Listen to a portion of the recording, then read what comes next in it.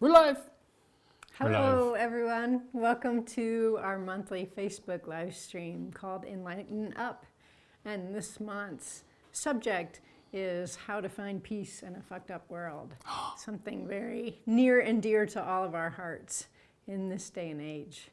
So we're going to share with you some of our secrets, how we remain peaceful in our hearts and minds amidst all the incredible changes that are going on in the world today. Wes? Well, I suppose if you called it a beeped or up world, it would be okay.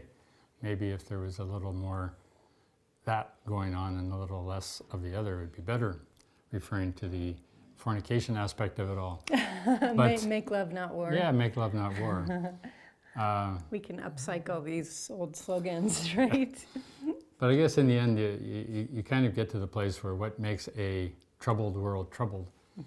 And inevitably, I guess it comes back to the imbalances in nature and imbalances in the system. So if you look at the animal world or the plant world, generally they keep in a pretty good balance with each other. Evolutionarily speaking, as one species moves another one out and so on, but generally the overall system remains pretty healthy. It gets a little complicated when we introduce humans who have wills. And with that will comes decisions and choices. And as most of you probably know, another word for will is karma. Karma is will, chaitana is will.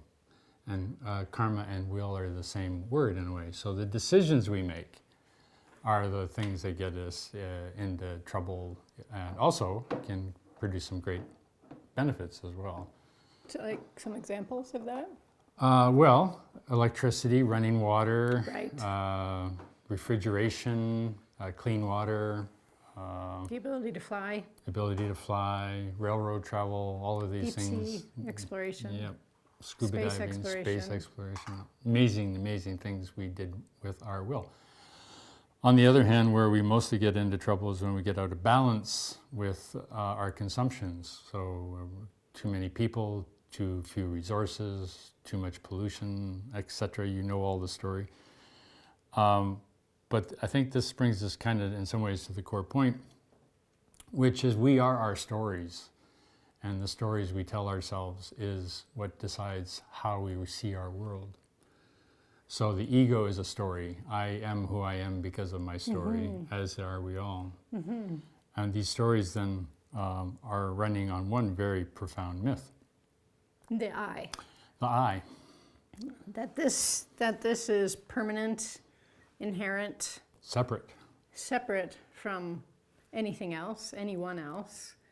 This is the story that we tell ourselves. And according to Buddhist philosophy and our own experience, this is simply not true. So if we learn that through our own direct experience, through, say, deep meditation retreat, that's why this year is the year of meditation. There's really no substitute for deep meditation retreat, because all of the things that the world's wisdom traditions have been saying for thousands of years, we come to experience for ourselves. We experience it in our body, and we can embody that knowledge. It's not just book knowledge. That's very important. And one of the things that the world's wisdom traditions have been telling us for at least thousands of years, if not longer, is that we're not separate from anyone or anything else. Big challenge for the I, the me, let's say me. The me doesn't show up in reality or whatever life until about 2 years of age, when we find out that we're separate from our mothers. And this is a terrible shock, but it's a pre-conscious shock because we're not yet conscious, self-conscious anyway. So then once this I feels it's alone and endangered and separate and all of that stuff we just mentioned, it gets greedy, it gets needy, it gets scared. It feels very vulnerable, right? Vulnerable. An infant, and an adult alone in this vast universe, and that introduces a sense of competition. I'm alone, there's 7 billion other people, and then we get into the I need to have a bigger piece of pie kind of approach to life. Yeah. So this alone thing, this separation thing, comes with all the various things you know about, like worry, depression, sadness, anxiety, fear, insecurity, loneliness, grabbiness, the need for more, the need to be entertained, the need to be involved. Because we feel alone, we need to get out there and have people around us. In fact, we don't know who we are without each other telling us who we are. I don't know my name without my mother and my father telling me what it is. I don't know a religion without my family telling me what it is. I don't know what nation I am. I don't know what my gender role is without somebody telling me what it is. Is that because of mirror neurons, or? It's because as a conscious species with mirror neurons, yes, the mirror neurons allow us to sense what's going on with another person. And so this dialogue between what's going on with you and what's going on with me is bouncing back and forth all the time. But we still feel alone, we still feel separate, we still feel isolated. And then when under those conditions, we start to behave badly because we see, as Catherine said, we see ourselves in competition with 7 billion and counting other people. So if we believe that we're alone, if we believe that we're separate, then there's no way, it's just not possible to feel secure enough. And basically, there's no enough, because as a single entity, a separate entity, we would be incredibly vulnerable. It just wouldn't be possible to shore up belongings or money or anything, safety, to keep us safe and secure. However, the ego doesn't know this, and the ego tries anyway. Now, when we see ourselves, conversely, as part of a community, as part of a global community, as part of an ecosystem, then we have a support structure that's holding us at all times. That's where the expression, God is holding us in the palm of his hands, comes from. There's this natural, invisible structure that is taking care of us. And there's that give and take of the natural flow of generosity that ensures that that's happening. That's why generosity is so important in Buddhist philosophy and practice. However, including what Catherine says, there's no safety in group. There's no safety in team, Right. There's no safety in community, there's no safety in anything, insofar as a separate ego thinks it can find safety. Right. So if you put 4 or 5 separate egos together, and you can form a supportive community and a supportive environment, which is good for humanity and good for the ego and good for everybody else, insofar as they're orientated around the right principle.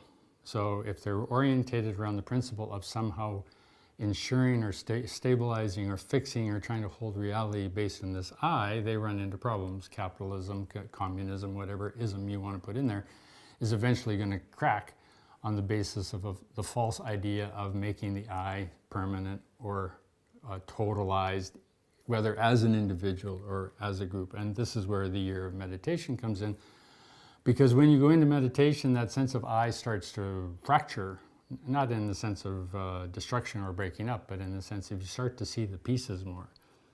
You start to see things aren't as permanent as you thought they were. The sense of the I isn't as fixed as you thought it was. And so this takes you towards the edge of the envelope, this event horizon of mindfulness. Where mindfulness is supposed to take you is to the event horizon of emptiness. And from that point of I, you step off. You step off into the emptiness. You step off into the bliss clarity. And that's where you can find this peace. So we start to see how the self is put together, as Doug Sensei is saying. And we have the ability to choose. We have the ability to deconstruct how we've been put together. Every one of us has some elements of our family and tribal conditioning that aren't so wholesome, as we're describing. Maybe our family conditioning led us to believe that we needed to accumulate more. Well, in deep meditation, we can see that conditioning, and we can see the folly in that belief system. And then we have options. We have this feeling of spaciousness. We can put some space between our mind and our heart and that belief, and we can make other choices and build ourselves back up. Well, except that it's not a self now. So we need a transition zone. We need a transition zone between this I that got born at 0 and became an I at 2, and now has this whole life we have to live, and a whole life that we enjoy living because it's an amazing life. But it's all about I. From the moment we get up to the moment we go to bed, it's I, me, all day long.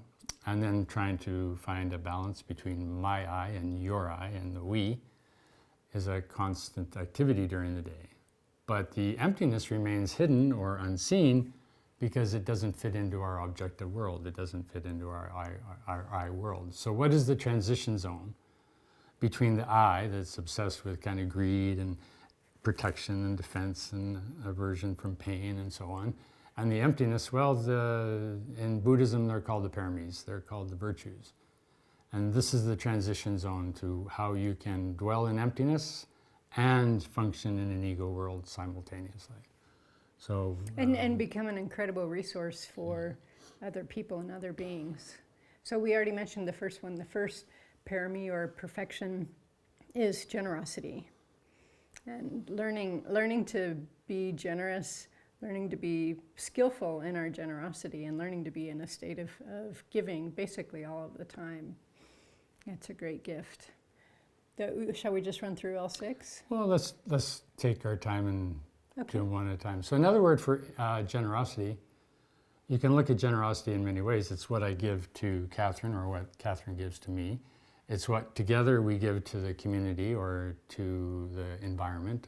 We could be generous to nature by not polluting. We can be generous to nature by not taking more than we need, and so on. But the other word for Donna, generosity, is interest. What are you engaged in? What interests you? And then on that basis, you ask the question, does this particular interest take me forward? Does it take me into unfolding and opening, more trust, more love? Or does this interest take me into more closed-offedness, more separateness? So interest can go either way, wholesome or unwholesome. We're talking here about generosity as interest in the wholesome way. Right. Interest in the wholesome. Interest in others. Ready for sila? Yeah. The second virtue is called sila. This is often translated as ethics. More literally, it means coolness. And it means coolness in the sense of unruffled. In your daily experience, can you move through the world in an unruffled, or in other words, cool state? And to do this, we need to know ourselves very well. We need to understand how this is built. And we need to be very clear about our own motivations. And in that case, anything can happen and we can remain cool. This is a tricky word for us in the West and in the East because sila, translated as Catherine mentioned, often as morality and ethics, is not the morality and ethics that we think of in particularly Western Platonic terms or Judeo-Christian terms, Muslim terms. It's not so much as rules. Yeah, it's not so much about rules and do this and rules. Don't do that. It's more about, as Catherine mentioned, remaining cool. Another word to look at this, the thing about ethics and morality, it's really they're really rules about how people interact with each other and get along and don't end up killing each other or getting into conflicts. So that's a type of coolness, obviously, but the higher element of the coolness is also a sense of refreshedness. Do you feel you're entering your day refreshed? Do you feel like you're moving through your day in a fresh kind of way, like fresh food or fresh vegetables or fresh air or fresh water? So you should think that you're like a mountain brook moving through your day, even the troubles, even the difficulties, and that would be practice of sila. The next one is patience, the next virtue. And if you're into iconography, when there's a statue or a painting of a Buddha or Bodhisattva, they're wearing jewelry, each one of these is represented by a different kind of jewelry. So earrings is generosity, the short necklace is sila or coolness, and the long necklace is patience, because patience often entails long waits or long reflections or long time to cultivate patience. In my experience, I like to say that patience is the last virtue that gets perfected. If you don't practice patience, you become a patient. That's right. That's right. That's why they call them patients. So patience, part of the virtue of patience is about understanding the nature of karma. Karma is inexorable. We believe that one day science will discover that karma is an actual force, like a natural force such as gravity. Karma comes around. We reap what we sow. We as people just don't have any control or input into when or how that happens.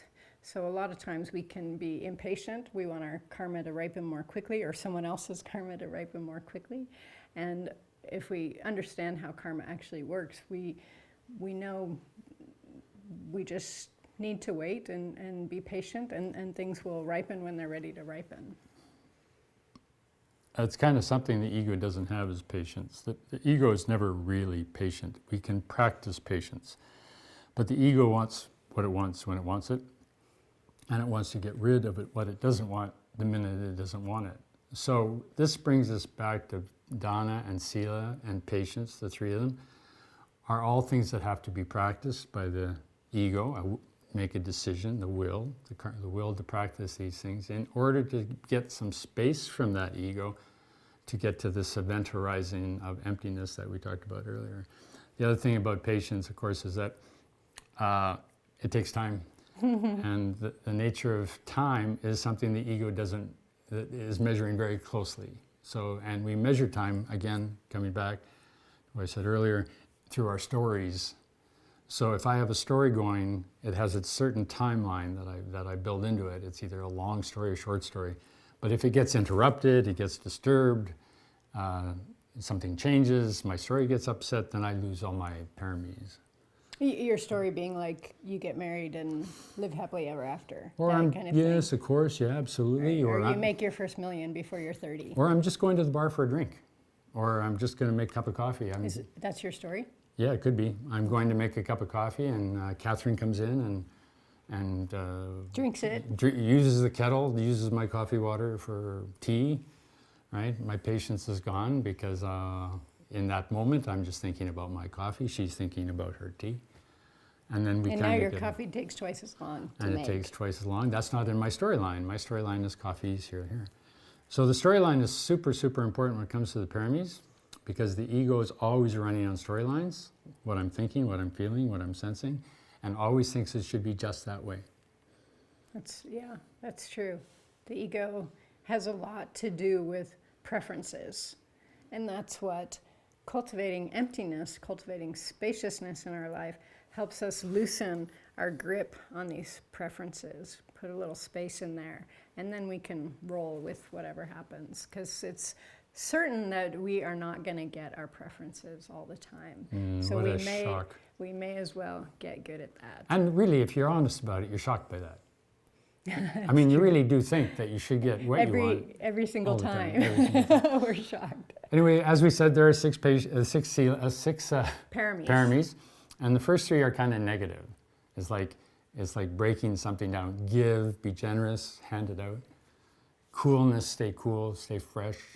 And patience, practice watching the ego's impatient. How are those negative? Well, they're working on antidotes to things. They're opposites. They're opposites. The next three are more generative. They're more about getting engaged or doing something, going forward. So the first one, of course, is energy. Energy is often represented by a golden belt in iconography. Yeah, when do we have energy? Well, it circles back around. We often have energy when we have interest. So if our energy is flat, maybe we just need to practice some generosity and spark some interest. Exactly. And you'll notice that if you come home from a hard day's work and you're supposed to be studying for your accounting exam, and you don't have any energy for that, but you do have energy for watching the latest movie, you understand that why in Tantric Buddhism, in Vajrayana Buddhism, they say, well, rather than fighting against your interest, use your interest. So the idea is to use your interest to spark your energy, to spark your generosity towards yourself. So in that sense, energy also represents the desire mind. What is it that interests you? What do you desire? What's your engagement? And you can use that to awaken. You can use that interest to awaken. But the point is that if you just use that interest in terms of the ego gratification, it doesn't awaken you. But if you use that interest in terms of practicing the paramis, it can awaken. Yeah, this is really important because there's a fine difference between the very important principle of following our bliss, which is one of the secrets to a good and happy life, and being enslaved to our preference mind. There's a very subtle difference there, and it's up to us as spiritual practitioners and meditators, again, this is why meditation is so valuable, is to be able to discern where that fine line is and make sure we fall on the side of following our bliss and still can let go of our preferences. And this is where we find the energy to practice the paramis. If I have the energy to practice the paramis, then I use energy itself to practice the paramis. I don't use the energy just to get rich. Right. So I now use that energy, that interest in the paramis in order to see how money can be a vehicle for my understanding of the paramis. So that money's not bad. It's the motivation. It's whether it's coming from ego fear or need, or whether it's coming from using this particular structure to embrace the emptiness. That's right. Another key to energy is removing the blocks, any blocks in our system. And one of the biggest blocks to our energy is resistance. And resistance, again, is related to preferences, right? If I think I don't want to do that, then I've kind of dug my heels in, I've put the brakes on, and that's because of my preferences. And so just imagine, if you will, the freedom that lies that waits for us when we do not have resistance. That's really tremendous, and that's very much obtainable for all of us. Right. The next one is concentration, absorption. The next parami, involvement. So where you have interest and where you have concentration, where you have energy, where you have coolness, then you can really get absorbed into something. So the thing about being absorbed into money, for instance, is you get to learn all sorts of things about money. The thing about being absorbed into how does consciousness work is you start to see how the ego acts and interacts with the emptiness and with the different objects it's involved with. So this absorption or this concentration takes you into the emptiness as well. We're moving into the emptiness. And then you move back into the ego. So into the emptiness, into the ego, and there you go. And if I can back up a little bit, in case you're not familiar with this term absorption, we use it a lot in meditation. Oh, and on iconography, it's represented by bracelets and anklets. Absorption is when you're so engrossed in what you're doing, you aren't aware of the time that's passing. That's considered a state of absorption. That would be full absorption. And although most of us think, studies show that we believe that we're happier on holiday than we are at work, if we dig a little deeper, we find out that actually people are happier at work than on holiday. And the reason for that is we're hoping you enjoy your work. We get into a state of absorption when we're at work. We get so engrossed in what we're doing that time just flies by. And we can cultivate that as a skill. That can happen just because of grace, or we can cultivate that as a skill in meditation and learn how to go into a state of absorption at will. And the sixth parami is prajna, or wisdom. It's pras for and nya is knowing or knowledge, but it isn't book knowledge. When we talk about knowing, foreknowing, or for knowledge is about the sense of the I in relationship to emptiness, in relationship to its world. So wisdom is when you understand that emptiness permeates, the spaciousness, the shunyata, permeates every arising, every object of mind, every object of form, inside, outside, totality. Spaciousness is always there, as is the form. So the ego goes to the form. Ego always goes to the form. There's nothing in the emptiness for the ego, so it always goes to the form. So through practicing these other 5 paramis and meditation, you learn to spend more time in the spaciousness. Now when the ego goes and gets involved in the form, it still sees the emptiness. That's peace. Right. That's the secret. That's the secret to finding peace in a fucked up world, is maintaining the spaciousness in the form. And that's the essence of the Heart Sutra. one of the core texts of Mahayana Buddhism, is within form there is emptiness. And of course, even when there's emptiness, there is still form. And so we're always maintaining an awareness of both. Forming is emptying, emptying is forming if you turn it into a gerund, which is probably a better idea. But in order to maintain a state of peace in your world, which is not fucked up, if you're in a state of peace, it's just what it is, right? But if your ego is object identified, then it can be a very messed up world, because the ego can never find satisfaction. That's why we think it's fucked up, is because the ego can't find satisfaction in the object. That's right. Without the emptiness. We have a preference that it should be different. But it ain't. Wisdom is considered the crown or the fruition of the previous 5 paramis, and so in iconography it's represented as a crown. And sometimes as the whole body. So. And as we said, this knowledge, it's experiential knowledge. We know this to be true because we've experienced it for ourselves. And that is one of the gems of meditation. Once we know it for ourselves, no one can negate that. So leaving you with just one kind of wild thought to take away for the rest of your week, maybe, or month, or for a few minutes, depending on your absorption. There is no Catherine and there is no Doug or anyone else, independent of the relationship between these things. I'm going to relate to Catherine through all the objects that are familiar to me, and Catherine's going to do the same with me. As long as we see the spaciousness and the emptiness with these patterns, within these patterns, we understand our stories. And once you understand your story, you can write your story. And once you can write your story, you can find peace. By choosing to put the emptiness in the middle, the ends, the beginning, and all through the entire story. And then we have this natural sense of wonder at everything in this cosmos, in this life. Isn't it amazing that there's no Doug and there's no Catherine, but I can still grab. I can still grab it. This squeeze is an illusion of emptiness manifesting in form. I was sorry. I was rubbing you up against my microphone. Oh, don't rub me up against your microphone. All right. Well, thanks for joining us. Thanks for joining us this month. Hope to see you next month for another Enlighten-Up. Do we have something? Yes, a question. Oh, a question. That Cara is going to speak into the microphone, I guess, or something.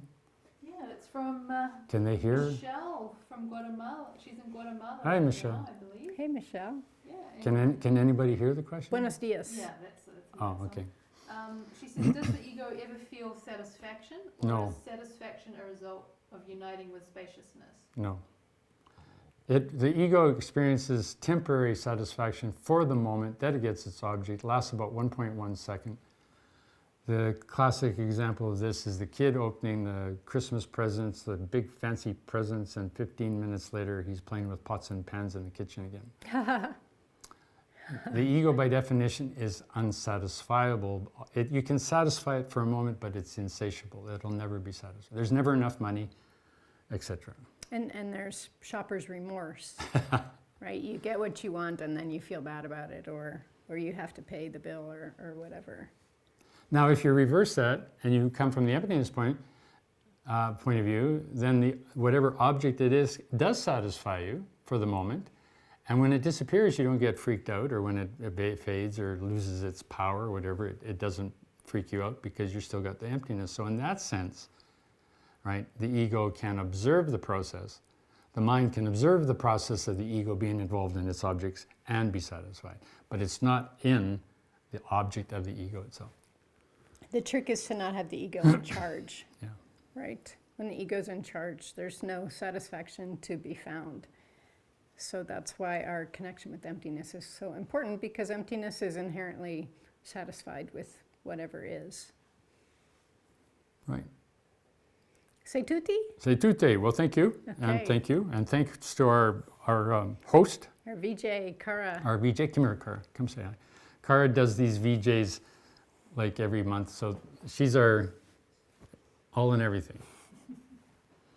See you next month for See you another next month. Enlighten-Up. Ciao.